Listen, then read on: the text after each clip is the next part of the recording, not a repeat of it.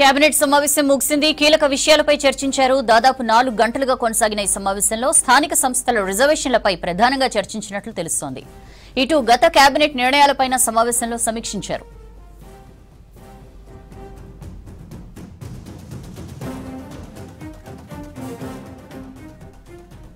Cabinet భేటీకి సంబంధించి details తెలుసుకుందాం. Yadagiri live లో జాయిన్ అవుతున్నారు.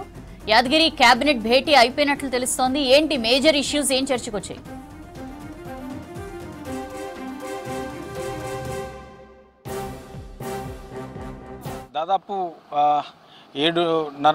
దాదాపు 4 గంటలుగా ఈ కేబినెట్ సమావేశం కొనసాగుతూ ఉన్నది.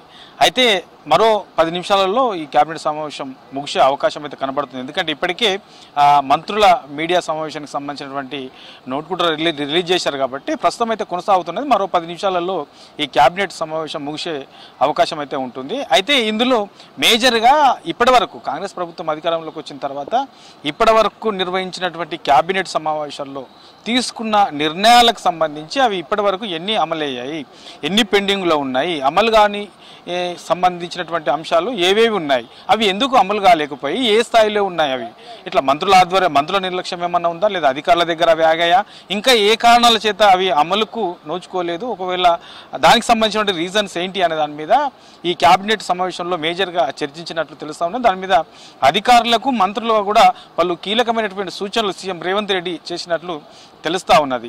ఇది ఈ కాంగ్రెస్ అధికారంలోకి వచ్చిన తర్వాత ఇప్పటి వరకు నిర్వహించినటువంటి కేబినెట్ సమావేశాల అంశాలకు సంబంధించినటువంటి అంశం ఇదైతే, ఇక ఇది కాకుండా స్థానిక సంస్థల ఎన్నికలకు సంబంధించినటువంటి అంశం చాలా మేజర్గా ఇవాళ జరిగినటువంటి ఈ కేబినెట్ సమావేశంలో ఇది ఒక ప్రధాన ఎజెండాగా చర్చించినట్లు తెలుస్తూ ఉన్నది. అయితే ఇందులో ఇప్పటికే హైకోర్టు కూడా 3 నెలల్లో ఈ ఎన్నికలు నిర్వహించాలని చెప్పింది. తర్వాత బీసీలకు 42% రిజర్వేషన్లు ఇస్తామని చెప్పేసి కాంగ్రెస్ ప్రభుత్వం చెప్తా ఉన్నది. సో ఆ 42% రిజర్వేషన్లతోనే ఎన్నికలకు పోవాలని చెప్పేసి ప్రభుత్వం పోవాలని చూస్తూ ఉన్నది. కాబట్టి మరి దీన్ని ఎట్లా అమలు చేయాలి? రాష్ట్రపతి దగ్గరనేమో బిల్లు పెండింగ్లో ఉన్నది, ఒక పక్క హైకోర్టు 3 నెలల్లో ఎలక్షన్లు నిర్వహించాలని చెప్పింది.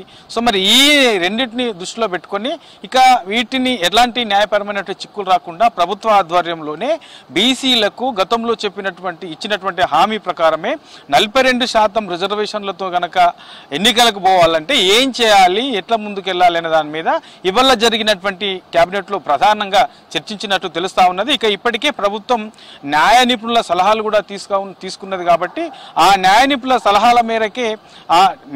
సలహాల మేరకే ముందుకెళ్ళాలి స్థానిక ఎన్నికల్లో అని చెప్పేసి ప్రభుత్వం భావిస్తుంది. కాబట్టి అందులో భాగంగానే ఇవాళ జరిగినటువంటి సమావేశంలో దీని మీద ప్రధాన చర్చ జరిగినట్టు తెలుస్తూ ఉన్నది. అయితే గత బీఆర్ఎస్ హయాంలో రిజర్వేషన్లకు సంబంధించి, స్థానిక ఎన్నికల రిజర్వేషన్లకు సంబంధించి 10 ఏళ్ల పాటు ఉండే విధంగా వాళ్ళు చట్టాన్ని చేశారు. మరి ఈ 10 ఏళ్ల పాటు ఉండాలనుకున్నప్పుడు మరి ఇప్పుడు నిర్వహించాలంటే ఇది సాధ్యమయ్యే పని కాదు. కాబట్టి దీనికి ఎట్లా మరి ఇప్పుడు కాంగ్రెస్ ప్రభుత్వం చెప్పినట్లు 42% రిజర్వేషన్లు కనుక ఇవ్వాలంటే ప్రత్యేకంగా ఆర్డినెన్స్ తీసుకురావాల్సిన అవసరం ఉంటుంది. సో ఈ ఆర్డినెన్స్ ద్వారానే ఈ ఎన్నికలకు వెళ్ళాలి. కాబట్టి ఆ విధంగా వెళ్తే కనుక ఏదైతే ప్రభుత్వం అనుకుంటుందో, ప్రభుత్వం చెప్తా ఉన్నదో దాని ప్రకారము ఈ 42% రిజర్వేషన్ల ప్రకారం ముందుకెళ్ళే అవకాశం ఉంటుంది. కాబట్టి ఆ దిశగానే వెళ్ళాలని చెప్పేసి ఇవాళ జరిగినటువంటి కేబినెట్లో చర్చ జరిగినట్లు తెలుస్తా ఉన్నది. దీనికి సంబంధించి మరి ఏం చర్చ జరిగింది, ఎట్లా ముందుకెళ్లే అవకాశం ఉంటుంది, ఈ ఎన్నికలు ఎప్పుడు ఉండే అవకాశం ఉంటుంది, షెడ్యూల్ ఎప్పుడు వచ్చే అవకాశం ఉంటుంది,